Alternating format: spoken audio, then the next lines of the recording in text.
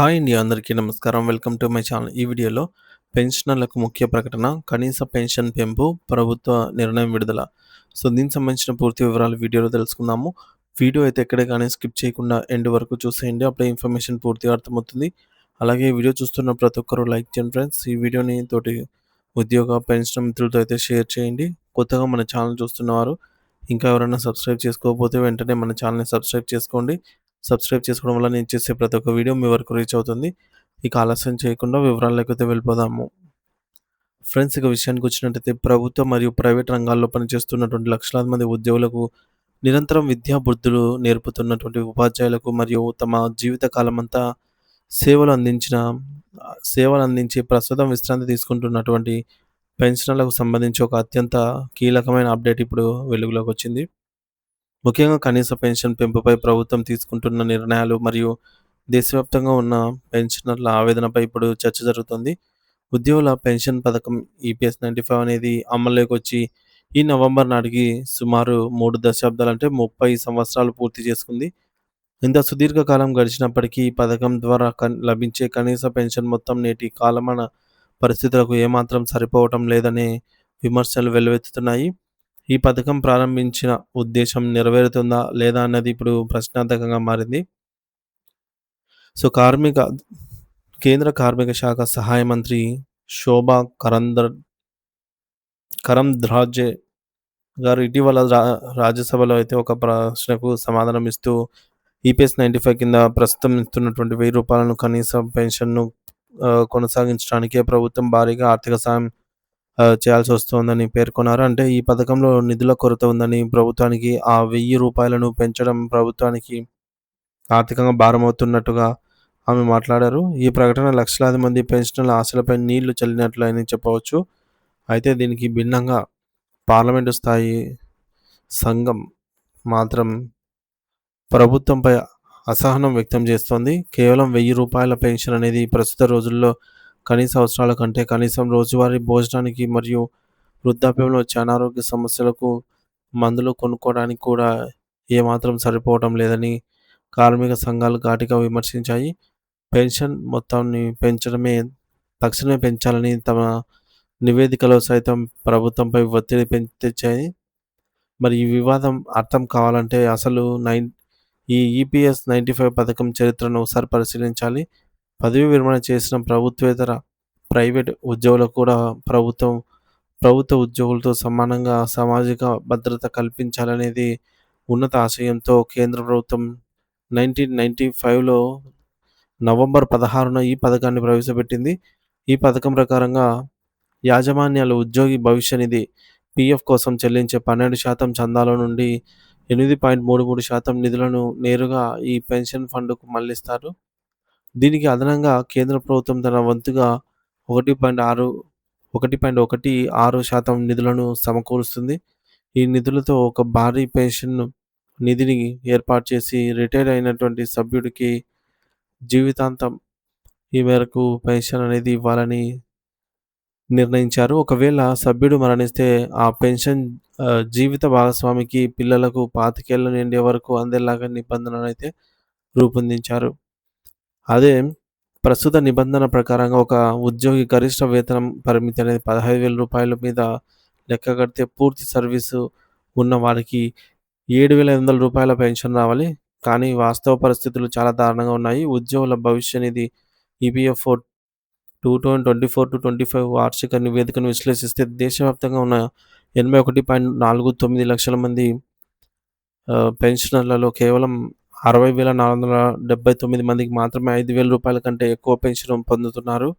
ఇది మొత్తం పెన్షనర్లలో 1% కంటే తక్కువ. మరి మిగిలిన వారి పరిస్థితి ఏమిటి? సుమారు 36.8 లక్షల మంది పెన్షనర్స్ నెలకు రూ. 1,000 కంటే కూడా తక్కువ పెన్షన్ పొందుతున్నారు.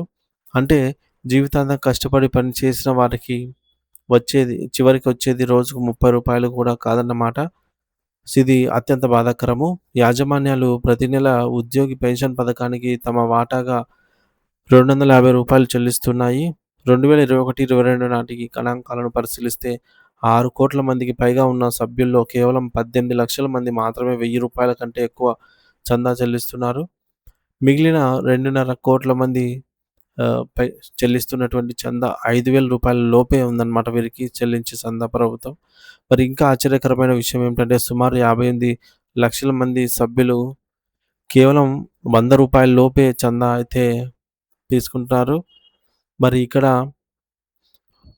ప్రభుత్వ ఉద్యోగుల వాదన ఏమిటంటే, మేము కూడా తక్కువ త చందా కడుతున్నామని మేము తక్కువ చందా కడుతున్నామని ప్రభుత్వం సాకులు చెప్పడం సరైనది కాదు. ప్రభుత్వం ఇస్తున్నటువంటి సామాజిక భద్రత, పెన్షన్ కొన్ని రాష్ట్రాల్లో రూ. 4,000 వరకు ఉన్నాయి. కానీ ఏళ్ల తరబడి కష్టపడి చందా కట్టిన తమకు మాత్రం కేవలం రూ. 1,000 ఇవ్వటం వివక్ష అని వారు ఆవేదన వ్యక్తం చేస్తున్నారు. ఆర్థికంగా చూస్తే మరి ఈ పెన్షన్ నిధి పరిస్థితి ఆశాజనకంగానే కనిపిస్తోంది. 2024, 25లో పెన్షన్ చెల్లింపుల కోసం మొత్తం 27,963 కోట్ల ఖర్చు అయ్యాయి. కానీ అదే ఏడాది సభ్యులు కట్టిన చందా మరియు వడ్డీ కలిపితే మొత్తం 1,48,178 కోట్ల రూపాయల వరకు ఆదాయం అయితే వచ్చింది. మరి అంత చెల్లింపుల కంటే కూడా ఆదాయం 5 రెట్లు ఎక్కువగా ఉంది. మరి 2025 మార్చి చివరి నాటికి ఈ పెన్షన్ నిధి నిల్వ సుమారు 10 లక్షల కోట్ల రూపాయలకైతే చేరుకుంది. సో, కేవలం ఈ నిధిపై వచ్చే వడ్డీనే రూ. 64,000 కోట్ల రూపాయలకు పైగా ఉన్నప్పుడు కేవలం 24,000 కోట్ల పెన్షన్ల కోసం ఖర్చు చేస్తూ కనీస పెన్షన్ పెంచలేమని చెప్పడంలో అర్థం లేదనైతే ఆర్థిక నిపుణులు అభిప్రాయపడుతున్నారు. ఆదాయం ఇంత భారీగా ఉన్నప్పుడు కనీస పెన్షన్‌ను 3,000-5,000 వరకు పెంచే అవకాశం ప్రభుత్వానికి ఉందని కూడా పెన్షనర్ల సంఘాలు వాదిస్తున్నాయి. ప్రభుత్వం మాత్రం యాక్చువల్ రిపోర్ట్‌ల విషయం పేరుతో నిధులలో లోటు ఉందని చూపిస్తోంది. కానీ ఈ రిపోర్ట్‌లలో కొన్ని సందేహాలు ఉన్నాయి. ఉదాహరణకు 2019 నాటికి 21,00,00,000 మంది సభ్యులు ఉంటే అందులో కేవలం 4,68,000 మంది ముందే యాక్టివ్‌గా అయితే ఉన్నారు. సో, మిగిలిన 16,00,00,000 మంది ఖాతాల్లో రూ. 1,000 కంటే తక్కువగా పడింది. సో, మరి తక్కువగా నిల్వలున్నాయి. మరియు వారి వివరాలు కూడా అసంపూర్తిగా ఉన్నాయి. సో, ఇలాంటి ఖాతాను కూడా లెక్కలోకి తీసుకొని పెన్షన్ నిధిపై అదనపు భారం ఉందని చూపించడం సరైనది కాదని విమర్శకులు అంటున్నారు. పైగా ఈ గణాంకాలకు సంబంధించిన రిపోర్టులు కూడా సకాలంలో విడుదల కావటం లేదు. ఇది పారదర్శకతపై అనుమానాలు కలిగిస్తోంది. ప్రస్తుతం కేంద్ర ప్రభుత్వం వికసిత్ భారత్ లక్ష్యంతో కొత్త ఉద్యోగాలు కల్పించే యాజమాన్యాలకు ₹1,00,00,000 నిధులు కేటాయిస్తోంది.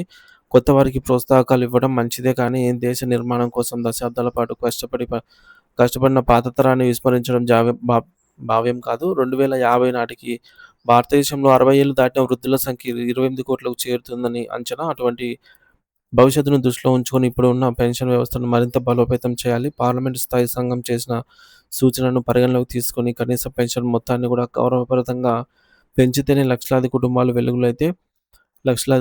నిండుతాయి.